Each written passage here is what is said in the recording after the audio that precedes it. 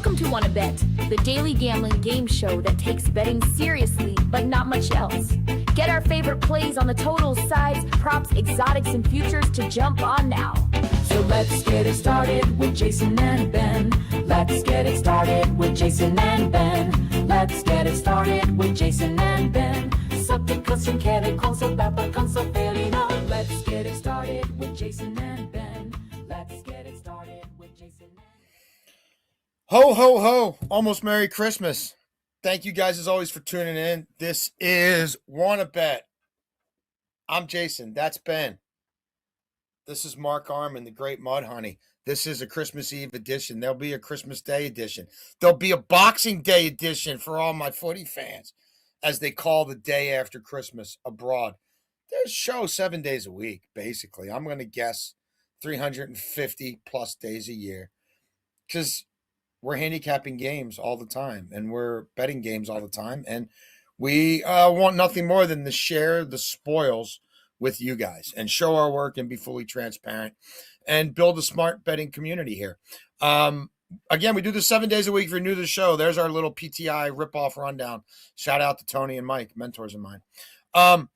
First, second, third down, three favorite plays of the day, of the moment that we've made recently that we think there's still good value in.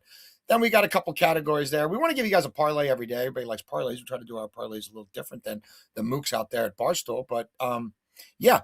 So overtime is a football and or football parlay every single day. Fourth down could be fourth and long-term bets, long shot bets. Bets you have to wait a long time to cash. Or it could be fourth and short. Ways to get paid in the first period, the first quarter, the first half. So you don't have to sit through the whole game to know exactly where your payroll stands. As I mentioned, we show our work. Beltway Ben, how did it go last night? Loyola Marymount, we told you poor Morgan State was in trouble. Brutal stretch of schedule for the Bears. Hope they got back to Baltimore safely, and those kids have a great Christmas. Yeah, that got up to 30 late, and Loyola Marymount won by 28 and missed like 12 foul shots, so it actually could have been worse. The Rockets might be in a little trouble here, Beltway Ben. All they had to do was defend the three ball with no Zubats and a saggy interior defense for the Clippers. All they had to do was defend the three ball and not let Kawhi dominate the game. Well, all that stuff happened. So bad read by me. And it could just be, Beltway Ben, that San Antonio has the Thunder's number. We'll find out again tomorrow. But how about that? I'm glad I tailed you on Giddey. We did have a little conversation briefly about a Giddey triple-double. I hope somebody out there, and if you did this, please email us at wannabetwithus@gmail.com or jump in the comments. Hopefully somebody was smarter than us and put $20 on a Giddey triple-double as we kicked it around and then refrained. He basically had a triple-double against the Hawks at the half, Beltway Ben. What are you going to do, man? Yeah. If anybody for off-air stuff, I text Jason when he's got 8, 8, and 7 with 4 minutes left in the first half, and text Jason MFer. I should have played it when you brought it up. Mooks. Yeah. We're mooks. We're idiots. The fact that you brought it up and I just looked right past it and said, no, I'm not playing that. What the hell? And then I'm like, all right, well, let me see if I can get him plus something live. No, he's actually minus 550 at that point. So no, not worth playing it at that point. Minus 550 in the first half to get a triple double is bizarre, especially for what the odds were pregame, but it happens. At least he cashed the points and assists, I guess. Triple double would have been very nice. Jalen Wells finishes with 12 points, has 0 in the first quarter, comes out in the second and third quarter with 12. And I'm like, oh, he's going to get a buck in the fourth quarter. Yeah. No, he didn't. Cade Cunningham, 16 points in the first about 16, 17 minutes of that game. Doesn't score at all down the stretch in the second quarter. Scores 1 or 2 points in the third quarter and then 1 or 2 points in the fourth quarter. Pretty shocking there. But we also cashed Devin Booker's first quarter points. So we were down about a half a unit with the juice that we played on Wells and Cunningham. But it wasn't anything terrible. Yeah. Yeah, it was a Treadwater night for me. I tailed Ben on the Giddey, and so I ended up 2-2 on the night. And shame on us all for not playing the Giddey triple-double again. If you did out there, let us know. touch me. I'm sick about that one. All right. I don't think we have any other. Any other monkey business? Did you reach out to your pops about the Joe Jackson versus Oh, Elvis damn it. Costello thing? I didn't see him. I thought I was going to see him last night, but I didn't see him last night. I'm going to see him tonight. So Okay. maybe he probably 'cause you don't wanna watching or text listening that. right now. I'm going You to want text to him have right that now. conversation in pub. You want to have Let that me- conversation in Yeah. person. That's a great sitting around the dinner. Like now again, I don't believe in comparing musicians. I think they're both geniuses, but Elvis Costello's a special kind. Like Elvis Costello's a genius among geniuses. Like maybe Joe Jackson at the start was a little derivative, and then they both went through their jazz era. Like they're both like, I mean, love them both. Love 'em Neither are both. Drake, but solid artists. Elvis Costello's a Mount Rushmore kind of guy. I Like can't Drake. say that about Joe Jackson. But I love Joe Jackson. I love the early stuff. Like I love even some of when he like the big band stuff lately. Haven't seen Joe Jackson in a long time, but if Elvis Costello comes to your town, because Elvis is touring a lot. I don't know about Joe Jackson. You definitely want to see him. You definitely want to see him. He still brings it. Okay. First down. Not a lot of live sports tonight, Beltway Ben. No, I was fiending for some NHL. Like when I covered the Dude, me NHL too. a long time ago, I'm like, I thought we always had like I don't remember us having games on Christmas, but I swear to God, I was flying places on Christmas Eve. I mean, I covered the NHL for what 8 full seasons in the NHL, and then I covered the American Hockey League for like 3 years while I was in college, and a little bit out of college. There's a lot of hockey. I don't remember the league totally. I'm also an idiot, and I don't know how old I am most of the time. But I don't remember the league shutting down for 2 days. But it definitely does now. So there's that. There's no college hoops. There's no NBA again till tomorrow. Obviously, there's no NFL tonight. So I dug down on this Hawaii game, and I know you're a big Tommy Chang guy, aren't you? Kinda? No.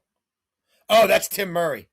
Tim Murray's the I was big. about to say they play late games, so I watch them a lot, but not a fan of the guy. Well, they're home. Oh, do you know him the way you know? No. know No. what the inside No. Oh, you're not saying that. No. Okay. No, I'm Like, not. do you know Not what sure. kind of if he watched this show? Do you know what kind of ads would pop up on his YouTube? Oh my God. You do No, I not? don't. You I know do what I'm not. saying? Yeah, I know what you're saying, but I do You not. got a know gift. that. You got a gift. All right. Enough craziness. So He's look, been this what, game's been in Hawaii. for a few years. Huh? I said I don't know. I don't know how. I don't know where Yeah. the thoughts are there. Yeah. Well, here's what I do know. Like Hawaii's at home. This thing has gotten to them laying a point or a point and a half. I took them on the money line. They've covered the Rainbow Warriors have covered 6 of their last 8. They've won 6 of their last 8. I do think they have a true home field advantage here. I mean, if you're Cal and you're flying to Hawaii for Christmas to play a meaningless game, how focused are you? Like, how much does it really mean? I don't know. The Bears are 2-5 against the spread their last 7. I think Hawaii wins the football game. I don't know. There's not much on to watch tonight from a sports standpoint. So I'm going to watch this and I'm going to root for the Rainbow Warriors until or unless I find out information from Ben about the political leanings of various people in that athletic program. And then it may change my mind. Just like you, I wasn't going to. But the bet's made. The bet's made The now. bet is So what am I going to do? Right. Just like you, I'm playing something tonight. There's one thing on. What are you going to sit there and watch it without a bet? Why would you do that? Throw a few bucks on it and hope that. Could watch Santa Claus is coming to town. Some of Good. that bank and RAS stuff. You could follow the Santa tracker too. You know the tracker that shows where Santa is all night. Is always it a good one. NORAD? I think it's called. Or Yeah, Nom- yeah. Nor. Yeah, That sounds right. Something like that. we used to always watch. And we had it on like VHS, and then it got put onto like DVD. The original Sesame Street Christmas special. I think it's from like 77. All the characters are figure skating at the beginning, and Big Bird's like depressed. Keep Christmas with you all through the year. Dude, if you haven't seen it, I think you like it's great for all ages. Like, I'm sure it's probably on the YouTube now. I can't remember exactly what it's called. But if you Google like Sesame Street Christmas special Keep Christmas With You. There's some bangers. There's some original Christmas bangers in that show. Oscar, it's a command performance from Oscar the Grouch, and you get to see Big Bird figure skate. Could you imagine figure skating in a Big Bird outfit? Dude, that's no easy task. It's impressive. Yeah. Anyhow. I'm impressed. Or you can watch this game. But I honestly don't. I'd rather watch that. I mean, I'd rather watch Sesame Street. Yeah, hopefully it's a close one. And hopefully the spread, well, for you, hopefully Hawaii run them off the football field. But we'll see. I am playing Cal's team total rushing over 94.5 yards at -114. The rushing offense has not been great. But we just saw in their best matchup of the year, probably their biggest showing, against SMU, the recipe for success was running the football. Kendrick Raphael, 33 carries, 111 yards. That's their hope. Like that's the hope here for us too, betting this, because we know the quarterback, Sagapal, is not going to be running the ball. He loses a lot of yards with sacks, but the Hawaii front isn't anything special. And sometimes in Power 4 versus lesser, we usually see the Power 4 kind of have the advantage in the trenches and on the ground. So I'm hoping that means Sagapal's not taking a lot of sacks, losing yardage that way, and we have a advantage running the football for the time being. Now, Hawaii's allowed opposing offenses over this in five of their last 7. And 2 matchups at the beginning of the year against Power 4 schools, Stanford and Arizona, both of those teams cleared this number without a sweat. Now, you're getting another West Coast team in Cal. They don't run the football a lot. They like what they have in the young freshman quarterback who declared that he'd be coming back to Cal. So you're comfortable letting him showcase what he can do once again in this one. I know that might hurt us a little bit. Hopefully he doesn't lose a ton of yards. He doesn't take a ton of sacks. And they rely on Raphael on the ground. If he can get us, not like with the way they're running offenses, it's like all him. That's the only thing I hate. Like a lot of teams in college football have that rotation that John Harbaugh loves. Yeah. Don't even get me started on that. But if they have the rotation where you got 3 or 4 running backs getting it, and they got like 2 or 3 guys, the other 2 are getting 2 to 3 carries combined, and it's mostly Raphael. So I think in this matchup, the recipe for success against SMU was to run the football, and Hawaii, who don't look now, but their passing defense has been one of the top in the country. I think Cal's going to have to run the football here. Give me the Cal team total rushing yards over 94.5 at -114. I just want to make sure you got the memo. It was John Harbaugh had nothing to do with it. It was Willie Taggart, Derrick Henry, they had the conversation, and Todd Monken. Right. That triumvirate. That's why when they got up 24-13 with 13 minutes left to go in the game, and they ran 17 times at 7.1 per carry for 2 touchdowns and 2.87 yards before contact with Ricard and Henry on the field at the same time, they decided never to do that again the rest of the game. But you have to understand, as a head coach, but it's not Harbs. It's not. But as a head coach, there's a lot of other stuff. It's the run. It's all the running back coach's fault, Ben. Right. As the head coach, the program. Are you a real Ravens fan or not? No, that's true. That's true. As the head coach, you're thinking about so many other things. Said? It's the gospel. Harb said it.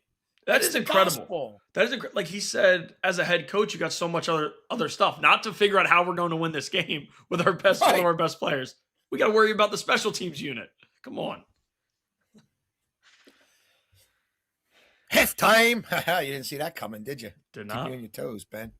Keep you on your toes. You and Tommy. Do you know who gives a really good halftime speech? Marcus Freeman. Tommy Chang? He might, but Marcus Freeman. Marcus Freeman gives a really good halftime speech. I like to hear some of those in Baltimore. Bet he does. Make the trade. Trade him. Harbs would go to Notre Dame. I think he'd love to be a Golden Dome. Harbs and NIL for Marcus Freeman. That would be something. You heard it here first. Second down. I like the Cowpokes. This might be public. This might be square. Dude, I don't think Josh Johnson can play, man. And I think Dan Quinn's been quiet quitting for a while now. Some of these punts, some of these waving the white flag stuff that Dan Quinn's been doing, his defense has not put up a fight in some of these games.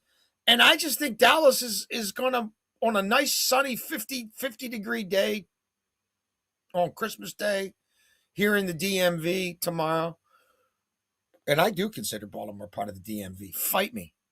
I don't. I just think that the Cowboys score 30 points and win by, I honestly think they win by 10. Like, I think this is 30-20. So what's been going on with Washington? Let's look at points allowed since the last time they played the Cowboys, by the way. Oh, Spotify's Apple Bottoms. Cowpokes -6.5. Cowpokes to score 28 points, +120. So since these teams last faced each other, starting with that game, Washington has allowed 44, 28, 38, 44, 16. That was against Tua in Madrid. 27, 31, 21, 29. Dallas is averaging 30 points a game. You could tell me Dallas is better at home than road, but again, it's going to be perfect day to pitch and catch against the defense that they eviscerated the first time around, and a defense that's only gotten worse since then. How's Washington doing against the number this year? They're 5-10 against the spread. They failed to cover by 4 points per game. Failed to cover by 4 points per game. Washington's covered one of its last 10 games. Beltway Ben, 6 of the Commandos' last 10 losses are by 11 or more points. Dak loves to pad his stats. Dak loves to compile because he wants to go to the Hall of Fame one day. And he's going to have to go to the Hall of Fame without a signature playoff win on his resume because he's employed by Jerry Jones. That's how it goes. And I think Shoddy will be all about making these offensive numbers look great. And Dallas's D coordinator's walking the plank, and everybody knows he's a fraud. So why wouldn't you try to score 1 million points? And could he give up points? I mean, he could. Dallas's defense sucks, but it's Josh Johnson. Yeah, no, I'm right there with you. I will get to the Josh Johnson of it all next play for a play that I just think is completely mispriced given the quarterback situation. But second down, we will play RJ Harvey over 52.5 rushing yards at -110. Let's look at what he's done in his last 3 matchups. 7 for 50 last game. They're down 3 scores in the fourth quarter. Would have cleared this number easy. 19 for 65 the game before, 17 for 75 the week before that. Now, we go weeks back with RJ Harvey props. I remember texting Jason, we were talking about it on air. I gave it out. And the guy is just, he's young. He's trying to figure out the NFL. And Sean Payton gave him some chances as the game went on, but it backfired. It did not work well for them. I think it was the Commanders matchup where it was the Commandos game. Yeah, it was the Commanders. Nothing really worked well for Denver. That was a bad, and that was kind of the beginning of Denver's defense showing some cracks. Yeah, right? true. And I kind of think that's continued. Yeah, 100%. Fully do agree there. Last week, that was, but no, Sean Payton is starting to let the rookie go more. And as we get later in the season, the rookie's starting to get more comfortable. We're seeing growth week by week from him. And in this spot, like the last time they matched up, it was 11 for 30. That was a really weird game. The Chiefs were fully bought in. They were trying to win the division, and they were all locked in. There was a lot of throwing late, right? They were down. The Broncos were down in the fourth quarter. They were letting Bo Nix throw them back into the game, which he did. Let's look at last week when it was clear. All of a sudden now the Chiefs are eliminated and all those things. Yeah. 34 carries for Pollard and Spears for 152 yards. I know the Chiefs' running defense has gotten better as the year's gone on and all that, but there's something about when a team is out and most of their guys, even if they're playing, have kind of quit and know where they're at. Rushing offenses against them usually have success. We saw it last week with the Tennessee Titans. This isn't the Broncos offensive line. The Tennessee Titans. Yes. Their run game was able to get going. 100 yards for Tony Pollard, 52 for Spears. I just find it hard to believe if they dive into the run game, especially if this game gets ugly, which it's very possible, that the rookie running back won't have a pretty big day. I like Harvey over 52.5 rushing yards, -110. Derek Harvey whispered something in my ear. He whispered, "You're not rid of me." RJ Harvey is not my favorite Harvey. My favorite Harvey is Polly Jean Harvey, PJ Harvey. And I go all the way back to high school with her. I'm going to get to RJ Harvey a little later in the show. And if you're not familiar with PJ Harvey, you should be. You should be. Oh, she's a genius. Huh? I don't think your dad's down with. I would have you ask your dad RJ Harvey or PJ Harvey, but I don't know. I'm guessing your dad's not down with PJ Harvey. I know he knows. There's definitely PJ Harvey in that folder. No matter what's happened to that folder, that music folder, no chance. I guarantee you 50-foot Queenie's in there. Oh, maybe it is. In there. Is he? You play 50-foot Queenie. You do. He or she? Huh? Polly Jean Harvey is a she. A she. I don't. All I hear is PJ. I don't know. I don't know what this is. That's right, because you never really, it doesn't play long enough to get to the vocals. No. You remember the one time that I played the one song and you were like, that was good, Ben. You played that because of this. And I said, no, I played it just because I clicked a random song and played it. Yeah. Well, if you listen to Inside Access, Beltway Ben's going to play some Polly Jean Harvey. Polygene. I don't even know what RJ stands for. Do you know what RJ stands for? Reginald I'm gonna guess Richard Jackson. Jubilant? Let me look it up. Reginald Jackson, you think? Richard, maybe Reginald. I don't know. RJ. Yeah. Or something junior. Don't leave me dry in this Robert football Jr. game Thursday night. Robert Jr. Okay. There's got to be an RJ Harvey, PJ Harvey parlay somewhere. All right, third down. We're laying 6 with the Knicks. The Knicks hurt us the other night. We had it at 7.5. They won by 7 against the Heat. The Knicks were a covering machine at home. All of a sudden, they've let up. I could be the moron here. We're full disclosure. I thought last night was a get right spot for the Spurs. It wasn't. I thought last night was a get right spot for the Rockets. It wasn't.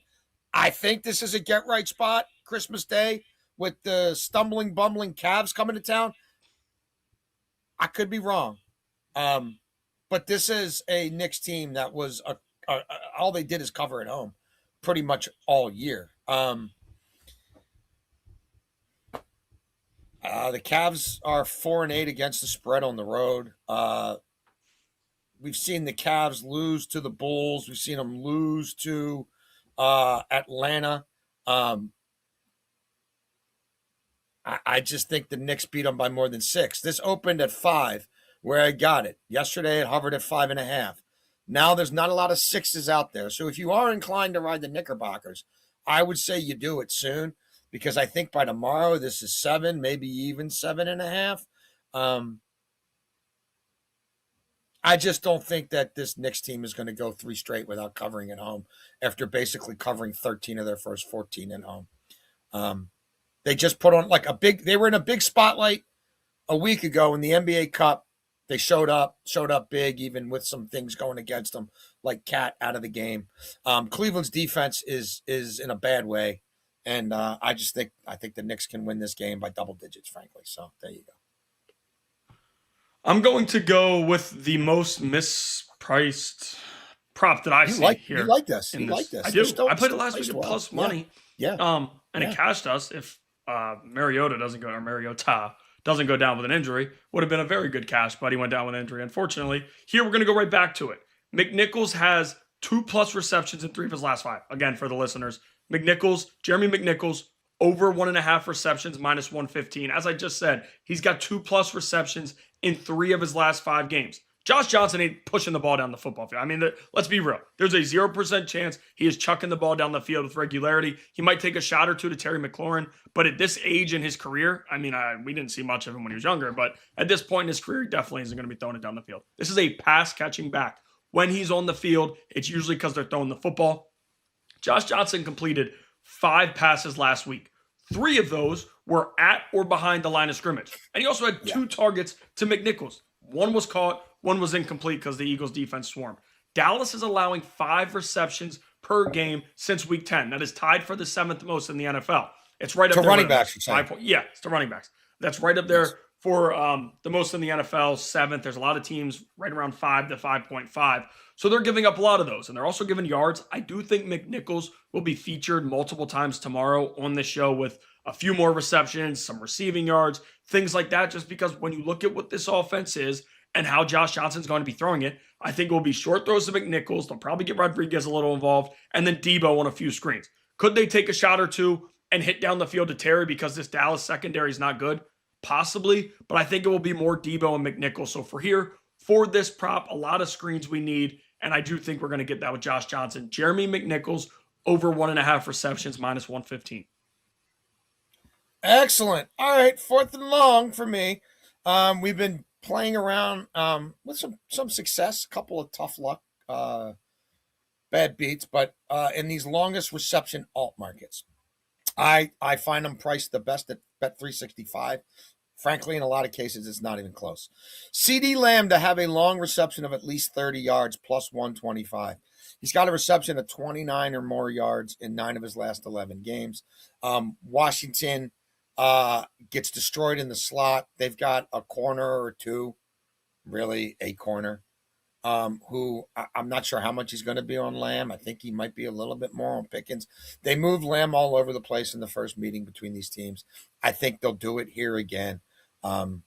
Dak likes pushing the ball downfield. They're very familiar with Dan Quinn's antiquated schemes. He used to run their defense. They knew all the holes in all the zones when they faced them in Dallas, and I just don't think anything's changed here.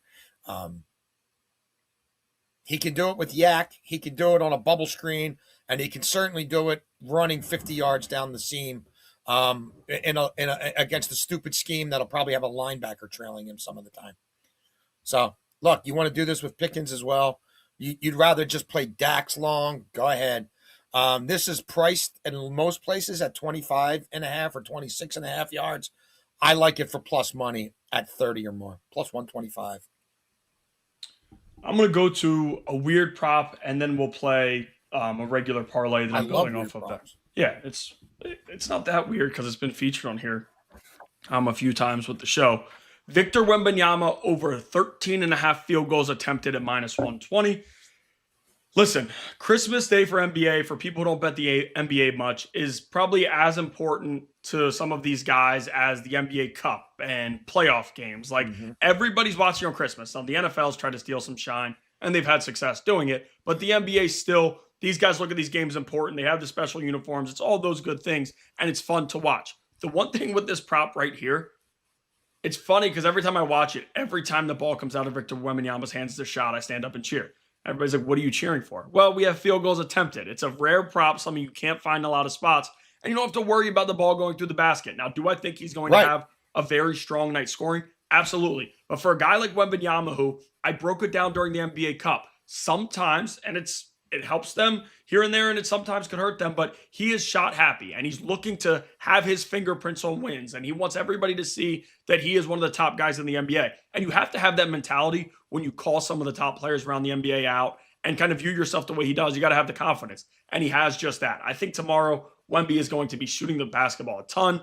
I think he'll be playing more and more minutes. That's what we've seen with this minutes restriction. He's starting to get up, not to the normal number yet, but he's starting to build his way up. He's over this in just 2 of his last 5, but one of those was that NBA Cup game that we talked about where we attacked it right away because I knew in that spot, all those eyes on him, he was going to be aggressive looking to shoot the basketball. On Christmas, a matchup against the Thunder where we hear a lot of trash talk. This is really starting to become a really good rivalry. You're telling me Wemby isn't going to go over it? I know we didn't yesterday. Yesterday's a fine regular season game. This is too, but it's Christmas. There's something different about these Christmas matchups. Give me Victor Wembanyama over 13.5 field goals attempted at minus 120. And then we're going to go to all reliable. SGA for 30 plus points.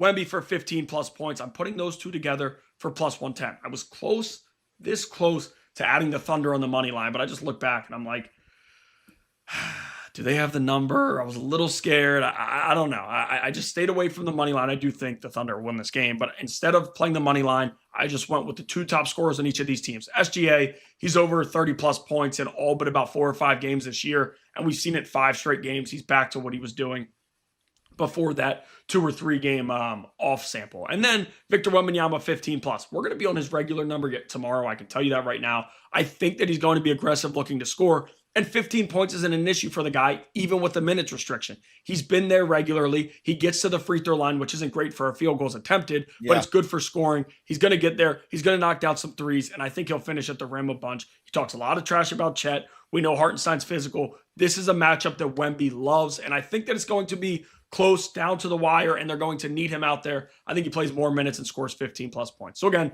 SGA 30 plus points, Wemby 15 plus points, plus 110. Did you consider SGA 35 plus? Because I played it. I didn't. Again, hopefully this isn't the. Well, I'm giving this out tomorrow. I mean, should I just give it out now? Yeah, you might as well. I played SGA 35 plus 147. I think that this is now something close to a must-win game. They lose 3 times to the Spurs in 10 days. Guess what? All your crap about best team ever, all your crap about no back-to-back losses, all your crap about playing with history is done. It's over. You've been exposed, and you might have just found Superman might have found his kryptonite. Like, I think it's as close to a must-win game as this team could possibly play, especially when they started the year 25-1 or whatever it was. Like, I don't think this cat's leaving the court. Like, I mean, he's going to get calls at home on Christmas Day. He probably goes to the line 15 times. Like, he shouldn't shoot a lot of threes because it's really not his calling card, but I bet he makes at least 3. So that's 9. If we think he's going to the line 15 times, he's going to make 12 of those. So now what are we looking? And then you got the intermediate game, which I think could be a bit of a problem for the Spurs. So I'm on that. It'll be a part of some other stuff tomorrow, but I think he goes for 35. And yeah, Joker triple double. We're going to be talking about that tomorrow too. Shout out to Jerry Coleman. What's that? Shout out to Jerry Coleman. Aloysius special. Joker triple double at home. It's Aloysius special. The great thing about him is now does he do this to you? He doesn't want to watch the show anymore. He's too lazy. So like he texts me for the picks. Only like before the show. Only when I call him on Friday. What do you like tonight? Like, did you not watch? No, he sends me picks. Like now I find myself feeding him plays. Send him the video. Just send him the video. Jared, we need the freaking eyeballs. Yeah, show some respect. We watch yours. Do we? We're honest, Ben. We're transparent. We don't. I've never, Jared. I love you. I haven't consumed. I've seen clips on Twitter. I've seen clips on Twitter. I have never clicked on anything. No, I don't think I have either. But guess what? I'm not clicking on any. I'm not consuming any of that. Yeah. Well, I'm not really whatever. Overtime. We tell no lies, and neither does Polly Jean Harvey. RJ Harvey said, "You're not rid of me in this show," and he was right. So here's what I like for RJ Harvey tomorrow. I like him to score a touchdown. He's done it 4 straight games, and I like him to run for at least 40 yards, and that's going to get you plus 138. Was this at like plus 158 yesterday? Yeah. But tomorrow it'll be, I don't know, plus 110. He's run for 50 or more yards in 3 straight games. Beltway Ben gave you a dissertation on him. I'm right there with him.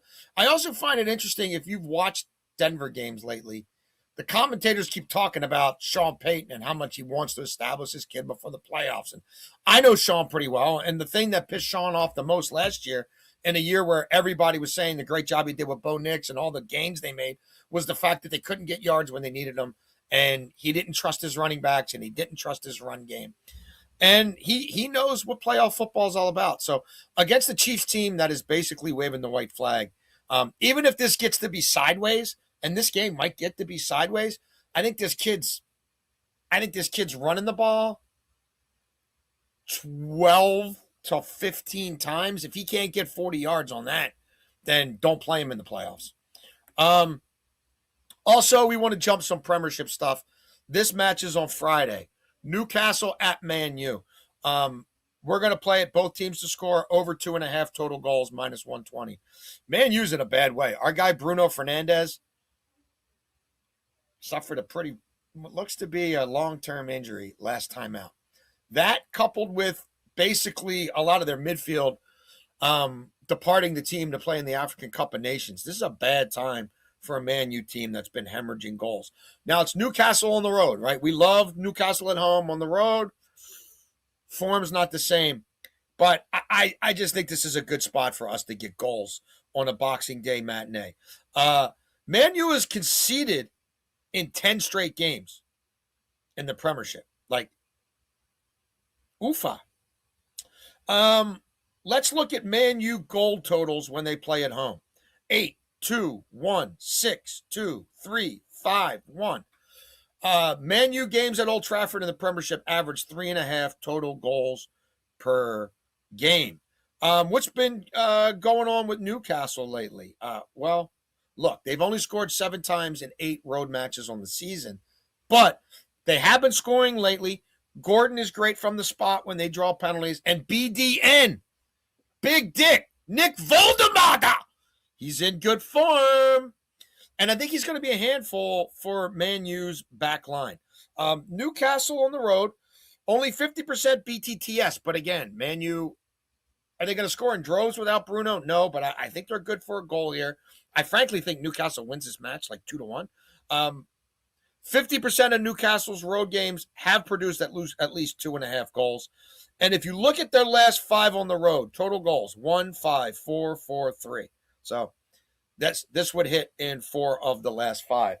As for BDN, plus 120 on a goal or assist. Look, I like the way he holds the ball up. He's got a great sense for letting people run into the box and laying the ball off. I think he understands his role really well. It's a depleted Man U midfield and back line. My only concern here is I could see scenarios where he holds the ball up, he gets dragged down, he draws a penalty, Gordon finishes the penalty. Did he create that goal? Yeah. Is he going to get credit for an assist? No. He can score with his head, though, which I think could be a problem on set pieces for Man U, especially Man U having to run out a starting 11 that I'm guessing probably has not played together in a Premiership game all year, given what's going on with their roster right now. So they could be a little unsorted in the back. I'm a BDN guy. What can I say? And I like him in this spot to be a part of a Newcastle goal in a match that I think is going to have at least 3 goals in it. So there we are. BDN on Christmas Day, or the day after Christmas, I should say. We're going to go Put some BDN in your stocking, Bone. Ben, sorry. I always call you Bone and Bone Ben. Yeah. We're very different individuals, so. That's what happens when you get old, brother. Yeah, true. Oh, shoot. That's my pump. You okay? Sorry. Yeah, I'm good. I just had my pump turned off. Sorry, 1 second, guys. Anybody watching, I got type 1 diabetes. We have a pump, and it goes off occasionally, but it's all good. We are good. But Christmas Day last year, real quick, just want to take a quick shot. Anthony Davis limped off the court with appeared to be, and again, I don't like to criticize guys for getting hurt. Anthony Davis does it once every 2 days, and it was really frustrating. Cost me a lot of money. I'm telling you, $1,000+. That's how much money I could have won last year. I had a lot of good parlays. The issue is the unibrow was a part of every one. So if you notice, the unibrow ain't a part of this one. We're going with an NBA parlay here. SGA 30+ points, KD, Jalen Brunson, Anthony Edwards, and Steph Curry 20+ points, and Victor Wembanyama 15+ points, plus 277. Now you might be saying, Ben, you have a lot of things you need for not a good price. Well, this is a regular thing for most of these guys. SGA 30+. We broke it down earlier. This is not an issue for him. He's back to normal. Very important game, as Jason just broke down. I think he gets 30 and doesn't have an issue with it. KD, he's been 20+ the majority of this season. Another important game. This Rockets team is in some trouble. They're not looking good. KD still had success scoring the basketball. It's elsewhere. It's defensively. They've had issues, but KD's 20+ should not be an issue. Brunson, one of the best point guards in the league, gets to the free throw line, hits threes, and they're the first Christmas game starting at noon. Like, you don't think they're going to be ready to go. And it's a pretty big matchup against a Cleveland team whose defense has been atrocious. Anthony Edwards matching up with Denver, who they've kind of created a rivalry over the past few years with the playoff series and them knocking them out just 2 years ago. Very fun series there. I think Ant scores 20+, no issue. I mean, Ant is a dog. He wants the basketball, and I don't think he's going to pull out of this game like some others. Steph Curry 20+. One thing, the Warriors are all over the place, but when Steph Curry's been on the court, he has been awesome scoring the basketball again. And through his career, it's been that way. You can say, well, Ben, that's been a thing. Last year, I felt like there were a lot more 14 and 15 point showings that we don't usually see from him. Where this year, he's getting back up to 40 regularly. He's hitting threes with nonstop. And some of that's because you have a Jimmy Butler playing with you, throwing you open, setting you screens, all of those good things. And then Wemby, talked about him before. We're going to be on Wemby a few different ways tomorrow. I like him for 15+. Those parlayed SGA 30+, KD, Brunson, Edwards, and Steph Curry 20+, and Victor Wembanyama 15+. We get plus 277. Now, do want to give out just one NFL parlay that we will do. Javonte Williams, 60+ rushing yards. RJ Harvey, 40+ rushing yards. And Max Brosmer, 125+ passing yards, plus 126. Now, October 13th, October 14th, the one thing you wanted for Christmas was to be rooting for Max Brosmer to complete some throws and cash your parlay. It's what we all wanted, right? Everybody knew who he was at that point. Everybody was sure that he was going to be playing on Christmas Day. What's his face? Yeah, nobody knows much about him. The only reason I know him, he was at Minnesota. And before that, he was like a FCS All-American, and Minnesota played him last year, and he was pretty solid. But he goes there, and nobody thought he'd be playing this year. You have Wentz as the backup if J.J. McCarthy does go down. Well, they both have gone down, and now Brosmer's playing. It hasn't been pretty, but against Detroit's defense, I can't buy anything they're doing. Aaron Rodgers looked fine last week. Both the run and the passing game did. They're banged up in the secondary, and that's been a thing that's regular for the majority of the year. 1 week a guy goes down, the next guy gets healthy, another one goes down. That's been kind of where Detroit's been at, and it's been a few years, quite honestly. RJ Harvey, 40 plus. We both talked about that earlier. RJ Harvey is going to get carries. He should be able to tick it up. Kansas City's run defense, their defense, quite honestly, as a whole, has probably quit on the season. And then Javonte Williams, 60 plus. He's done this in 5 of his last 6. Very tough back against Washington, who struggled against the run. I think it should be a good showing. So Javonte Williams, 60 plus rushing yards. RJ Harvey, 40 plus rushing yards. And Max Brosmer, 125 plus passing, plus 126. I like to ask you how the technology and stuff works. And, like, can you do this? Can you do that? How much of a pain in the ass would this be? How much of a pain in the ass would that be? I'm guessing. So with that Adobe, this is probably going to be a pain. Yeah. I don't think so, but I also don't know. I would never be able to do it myself. So, like, with that Adobe or whatever, could you take, so there's a PJ Harvey's first album. I think it was Rid of Me or Dry. I think Rid of Me was the first one. And it's her face on the album cover, like with her whipping her hair around. Could you take RJ Harvey's face and put it over her face? Yeah, that's not hard at all. On that album cover? Yeah, you could do that. Is that easy or is that hard? No, is that like, is that like? That's one of the few things that actually is. I mean, that would be easy. Would you put it with the helmet or without the helmet? I don't know how it would look. I think with the helmet. You have the eye aesthetically. I don't think anybody know who the hell he is unless he's got the helmet on. Yeah. You also can't see his face with the helmet on. But like, I don't know. Maybe there's a way you could see part of the jersey and you could see the face and her hair. If it's a straight shot, you could probably see the face. And then you could put RJ Harvey Rid of Me where it says PJ Harvey Rid of Me. You could just change the P to an R. Like keep it in Would that it be same more font, funny to put an X through the P and put an R over it?